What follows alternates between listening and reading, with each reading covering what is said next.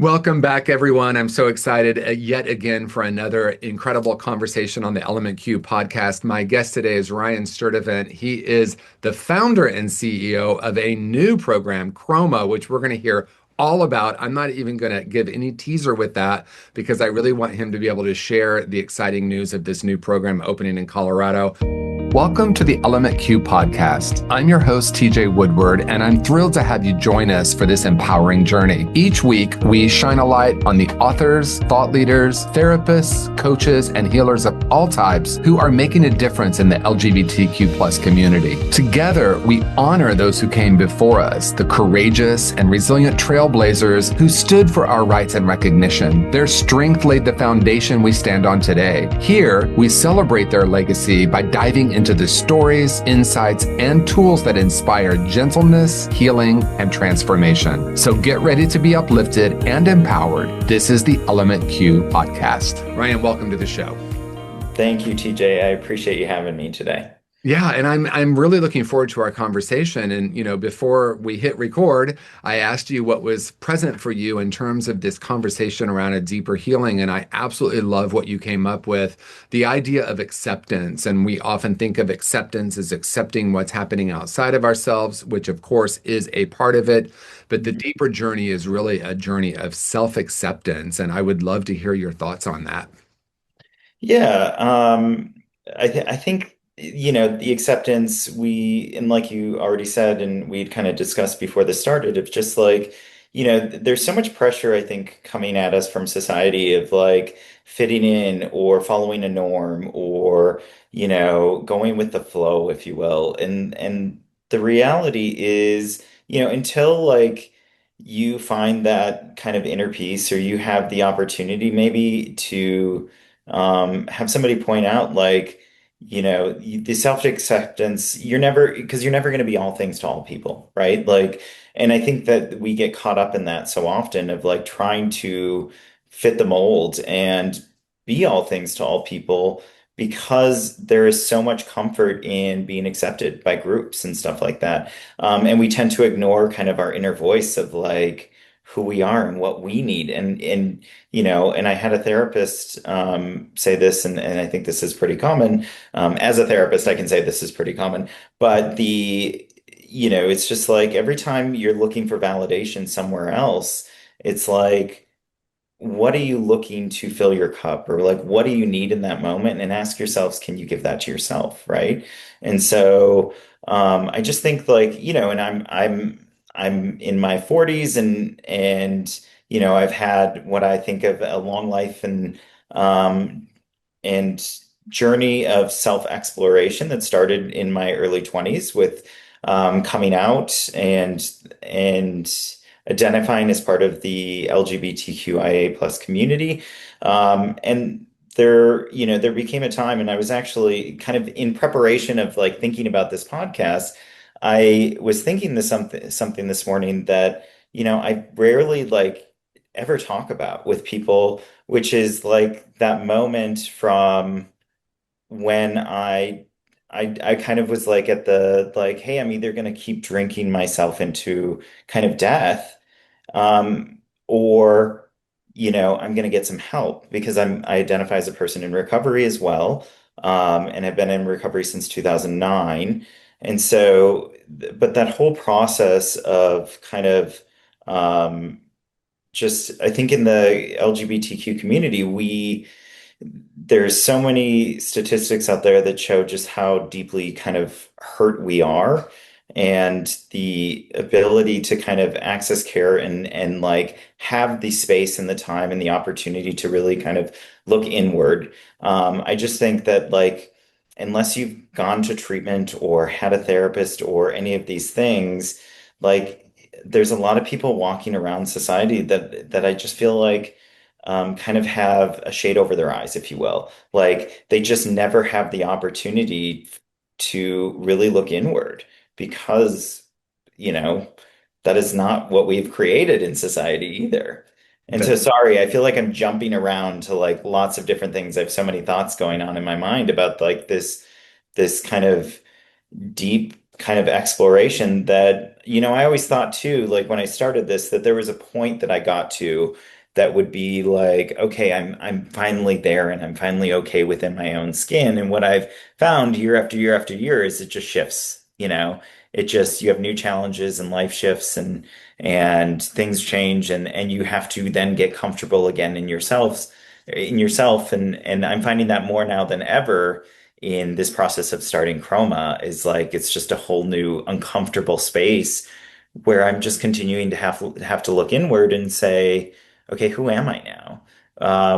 What does this look like? What kind of leader do I want to be? Like, what kind of individual do I want to show up as every day as a business owner of this organization that is really created to be kind of a safe space and a beacon of hope for the queer community that's struggling with mental health and mood disorders and substance use disorder and everything under that kind of umbrella. So I'm going to pause because I've been talking now way too long. So No, I I'll love let it. you I think dive in. Yeah, I think you covered so many important topics, and I want to go back to, I think, the foundation of why within our community we do see these mental health concerns at a higher rate. We do see addiction rates higher, and you named it so beautifully, and that is around this sense of who am I? And that's a Sure. question that we can ask at so many levels, like who am I at the personality level? But as we go deeper, I think about it through the developmental lens, right? Like I didn't have the normal quote unquote normal sort of high school experience because I was so deeply in the closet, right? And I Sure. sort of had a boyfriend who happens to have your same first name, but had this boyfriend, but like even we weren't even really out to each other. So the layers of shame and the layers of pretending and the layers of like putting on a mask and pretending to be something or someone who we're not. Mhm. I think that separation from our true self, and this is true for all humans, or most humans go through this to some degree. But when Mhm. you're within a community that I know it's changing. Obviously, I'm older than you are, and so we're like one generation apart. And then there's the new generation now. It's changing, and yet at the same time, there's all this conformity that happens, even if it's not spoken. And for me, it was like boys do this and they don't do that. And for some reason, it was like the worst thing that I could be was anything like a girl, which is also fascinating to me. But from Mhm. a very early age, I felt like I had to pretend to be someone who I wasn't. So I'm not surprised my addiction took off in my teenage years. And I'm not Sure. surprised that even though I got sober at 20, my 20s were still this long journey of unraveling who I am and who I'm not, and the Yeah. roles that I played, and the inauthenticity that I experienced. And I think that is, more pronounced within our community. Well, yeah, and you brought up something for me personally that was like, I look back at my teenage years, right? As like, you know, my high school experience was like I became very good at being whatever I needed to be, right? Because like a fear of, getting your ass kicked or like whatever that may be like you wanted to fit and I've kind of nowadays described it as like I was just a chameleon, right? Like I was able to conform to whatever space I was in order to protect myself, right? And it's like in those teenage years you don't really understand the concept of what's happening, but your body, your brain take over and just like this is going to protect me, right? And now later on in life, I'm looking back at that and I'm being like, now I kind of have looked back for several years and be like, God, I was really gypped of like all of these years of my life that are so formative, um, developmentally for a teenager, right? Like, you know, I couldn't date the people I wanted to date, right? Like I was trying to make sense of like what I was feeling, but couldn't share that with anybody, right? And you're just like, you go through so many of these things that then you can look back at and have like clear implications to how you treat relationships today and how you conduct yourself in relationships. And maybe that fence that you still kind of have up is from 25 years ago of not being able to trust anybody with who you really are.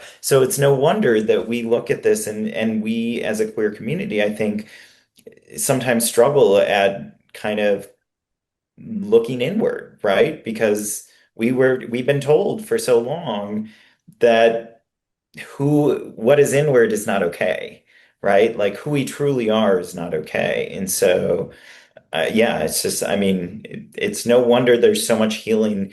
And, and that's also why Chroma, just takes a really deep stance and like has a foundation of trauma-informed care to begin with, is because like at a certain level, no matter who you are, queer, if you identify as queer or not, like there is like these things that have shaped our lives, and some more traumatic than others, right? That need to be explored and understood, I believe, in order to move forward and kind of live a healthy, productive life in whatever that means for you. Yeah, and what I love about what you're saying, I mean, I don't necessarily love the experience because I've lived it Sure. myself, and about Yeah. 100% of the clients I've worked with have also experienced this because, in a way, what we're saying is when we separate from who we really are, and for some of us, we don't even remember when we were connected with that. I actually remember being a little kid and feeling really connected and remembering disconnecting from that, and it certainly wasn't only because I was a gay boy in Indiana in the 1970s, but it was a big Mhm.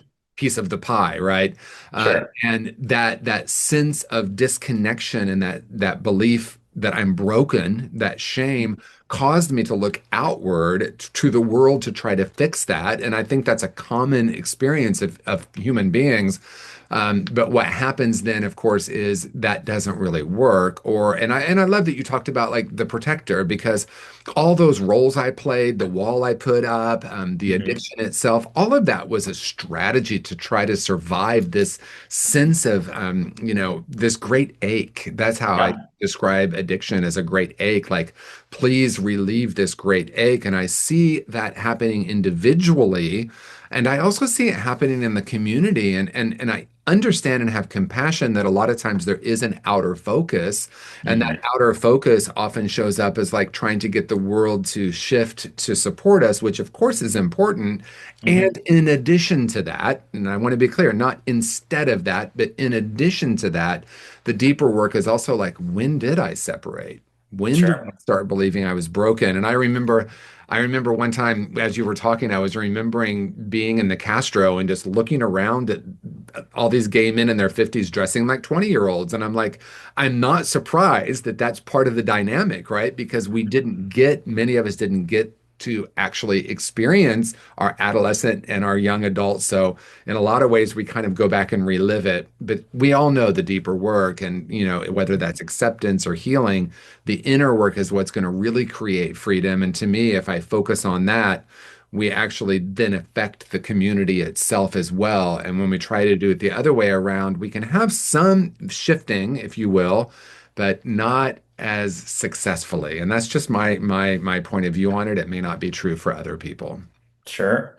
No, I love that. And yeah, I mean, I don't, it's, there's so many layers. Yeah. There's just so many layers that like contribute to the overall, kind of where we are today, right? And it feels like a little bit in today's society, it feels a little bit like, yes, we're better off, right? Like it feels like we're better off than, you had Indiana in the 70s. I had North Dakota in the 80s, right? So, two like, relatively similar experiences in some ways. But yeah, it's just I think where we are at today too, it's like I think everybody currently is just like grasping onto any kind of um, any hope that's out there, right? Like anything that is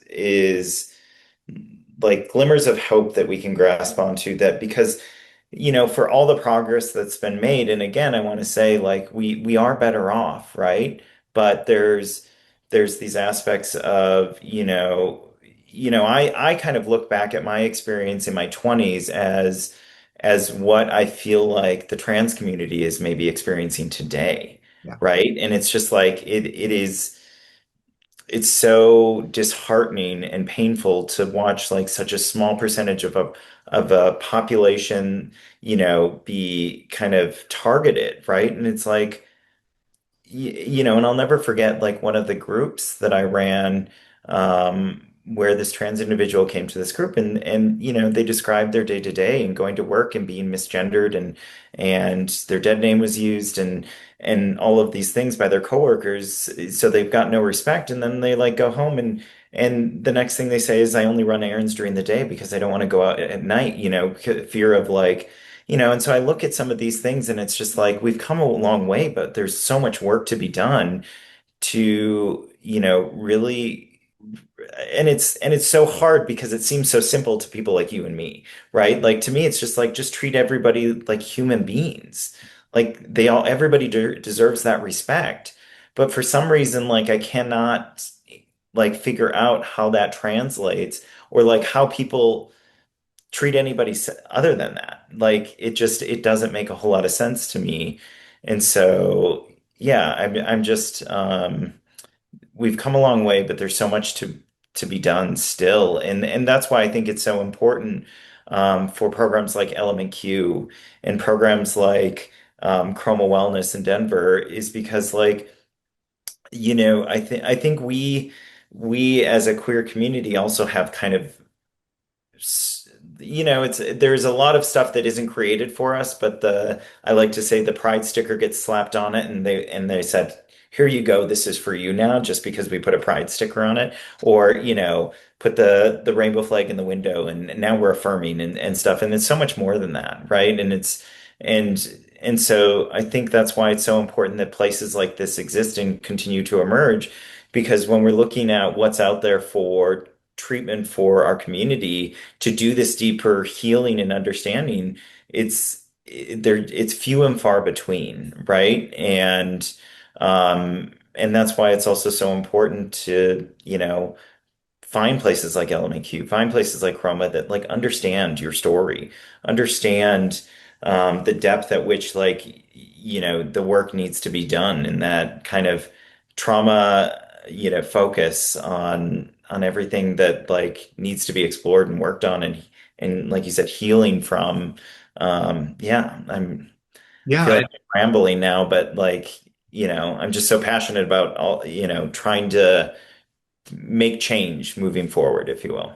yeah, and that's really what I want to lean into next in our conversation because I wholeheartedly agree, right? On a couple of different fronts, speaking sort of as the industry of behavioral health, I think, it's very common now to say we're trauma informed. That's the new buzzword for the last like 5 or 6 years. But then to actually ask someone what that means, Mhm. sometimes there's a little bit of a blank stare. And I don't mean to be judgmental of that. I think that trauma, when I started in the field almost 20 years ago, the philosophy was you don't address trauma. I mean, it was literally that was just the party line. We don't address trauma. So we've come a long way, baby, on that one as well. And at the same time, similar to the rainbow sticker. And again, I'm not one who wants to come from judgment, except I want to come from curiosity, right? So Sure.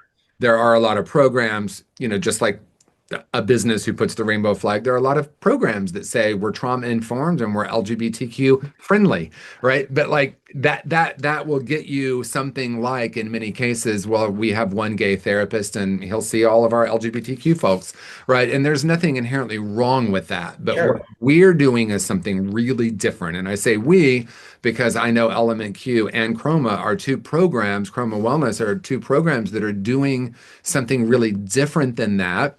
And so I want to actually take a little bit of time to speak to that and what are those differences? What does it mean to shift from trauma informed to actually trauma focused? Sure. And what is different from saying, we have some LGBTQ folks who are therapists that will help you to actually being a program focusing on that. And I'd love for you to dive into really both of those. Yeah. So, and that's a big question. And You can and count on me, Ryan. You can count on me. Yeah, no, well, and also like I don't want to take away from any of the programs like that. Yeah, like you said, put the pride sticker up and stuff like that. But I mean, like, in my experience as well, it's like I worked for this program many years ago, and one of the things, um, you know, like our leadership wanted to say we could treat the LGBTQ plus community, and we had everything in place to treat that community, right? And so I said, well, we don't even have a group specifically for. And so I was able, to then create the group and run the group. But it was like my experience in that was so transformative in the sense that like from week one, like I had individuals coming to that group that had been in treatment now 2, 3, 4 weeks and were getting ready to discharge that had not talked about like they're coming out, like we're just coming to terms with their gender identity. There was a specific trauma that happened to them related to their queer identity that they had not even addressed yet in treatment because they did not feel safe. Right. And so it's like, it's great that we have the pride stickers and it's great that we have a group because that group would have been the only thing that they felt comfortable in doing.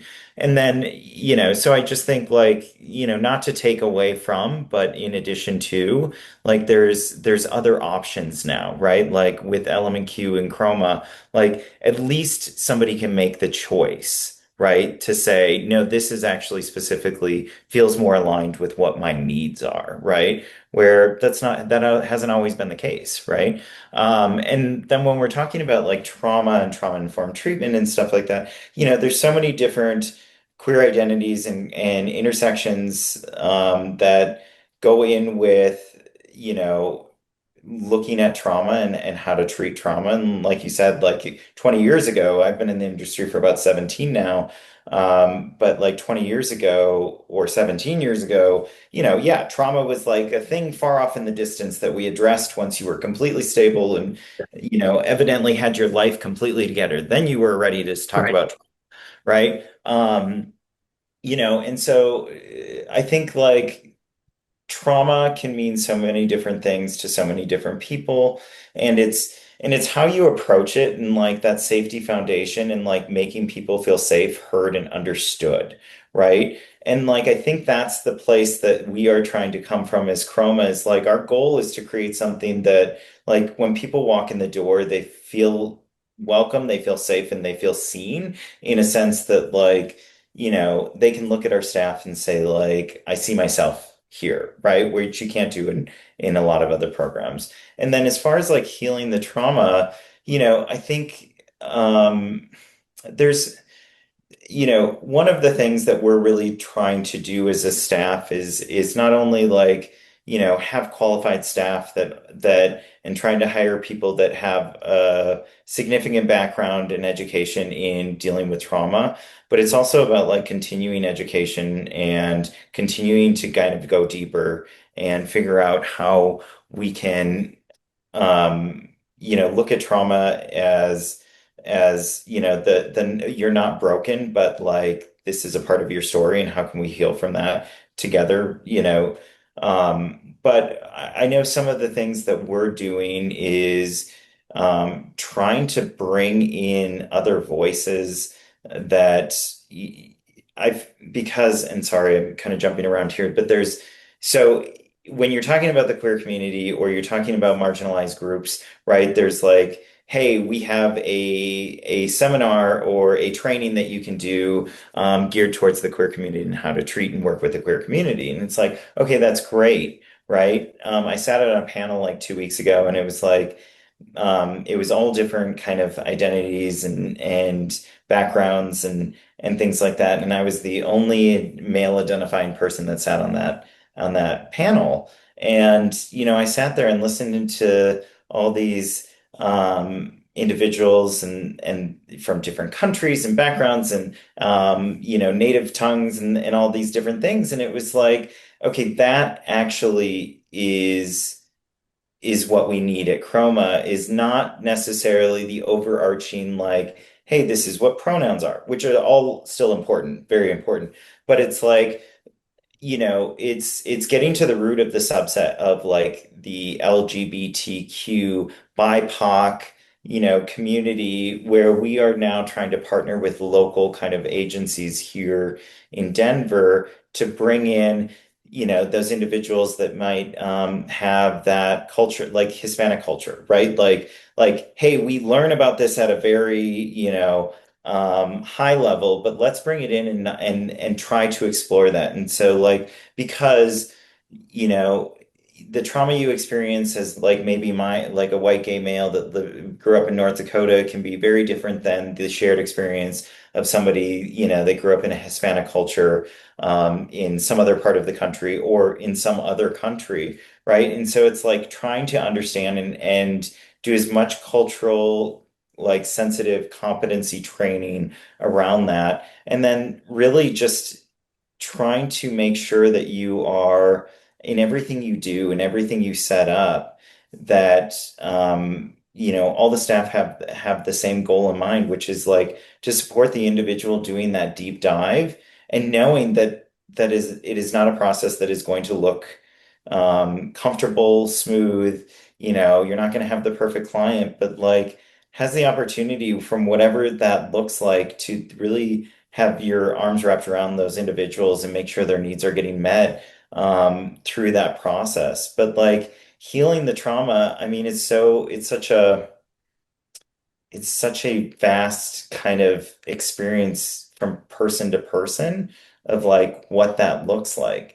And I feel like I still, even though I just talked for the last several minutes, like did not answer the question. And so I need help like TJ in like focusing on, because I think this is the problem also with like trauma work is like there isn't one answer. There isn't like one solution. There isn't, it's like, is it like the answer isn't I have a team of EMDR or, therapists, or I have a team of this, or we're only doing somatic experiencing, right? But like it's a combination of all of these things depending on what the individual. And then the one thing I really love about what we're trying to do is we are not like a 30-day program.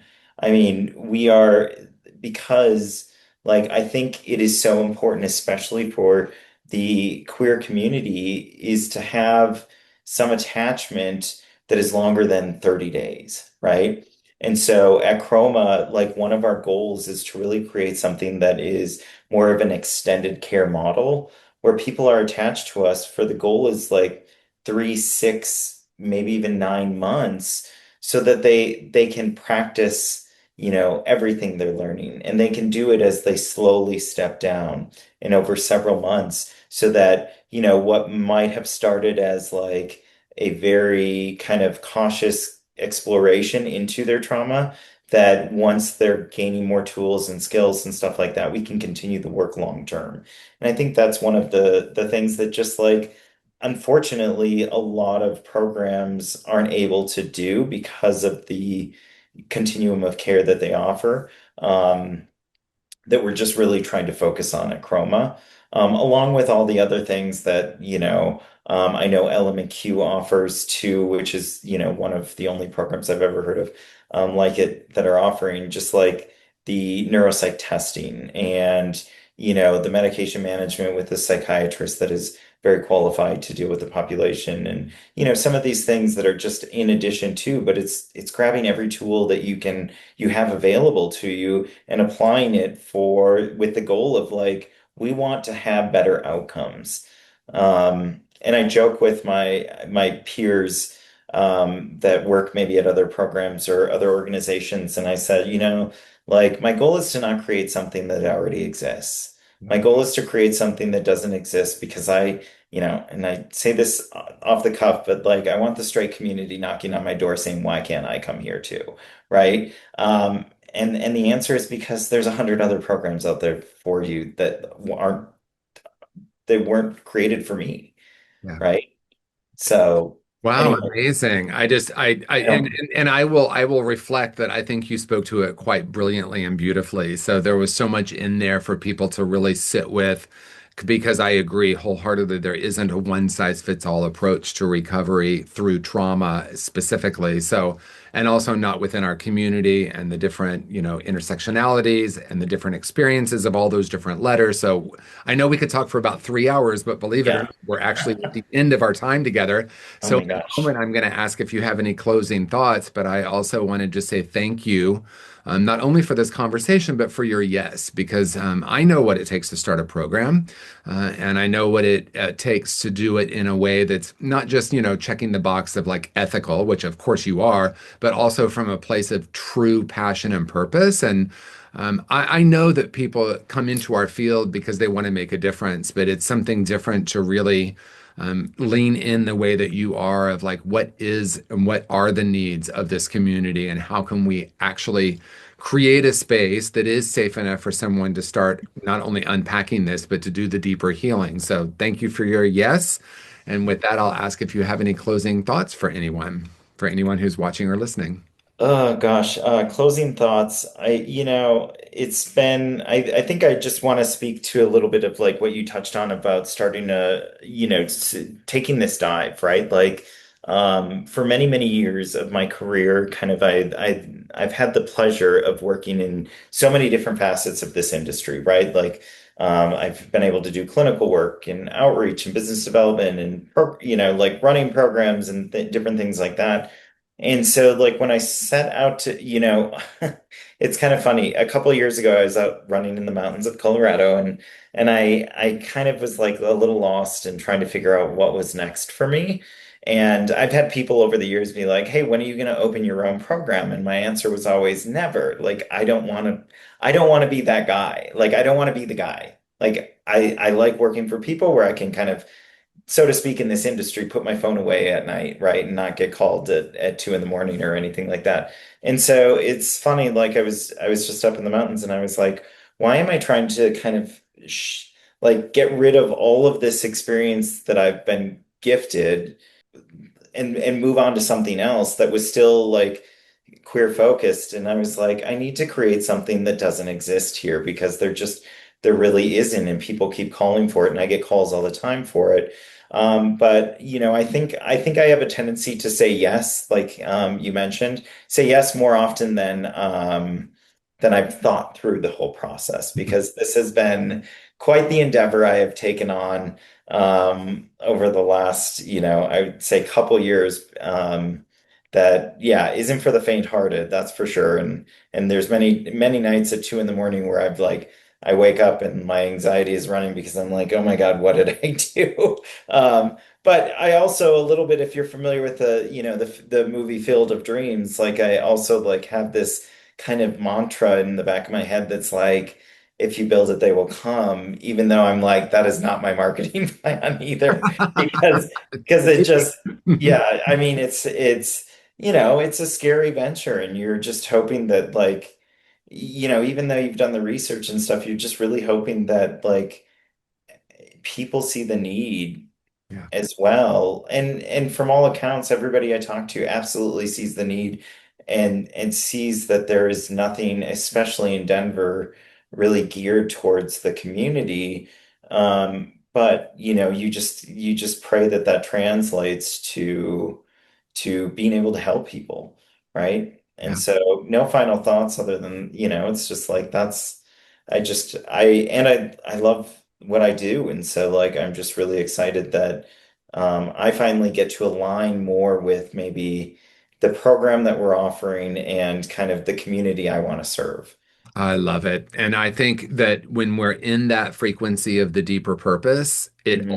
it really is. I think the marketing plan of Field of Dreams is at least a part of it because, we can do all the things, but if we're not really anchored in the deeper purpose and the meaning, and I know that you are, then Yeah. all that work is just work. But instead, we use like however we choose to market, whether that's going to conferences or all the different things we do. Do you like that plug for the conference? Um, Yeah. but it's also like the deeper knowing of why we're really here. So thank Yeah. you for your yes, and thank you for your time today, Ryan, and for saying yes to this journey that you've been on and listening to that inner voice. And I appreciate you. Everyone who's watching or listening, you know what to do. Like, share, subscribe. And if there's anyone in your life who you think would benefit from this, please send it to them because that's the intention of the Element Q podcast. Of course, I love being in these conversations, but the deeper meaning is that we can help someone who's out there that maybe we'll never even meet, but they'll hear this message and there'll be something in this message that inspires them. So thank you again, Ryan, and thank you everyone who's been watching and listening, and thank you for the support of our podcast.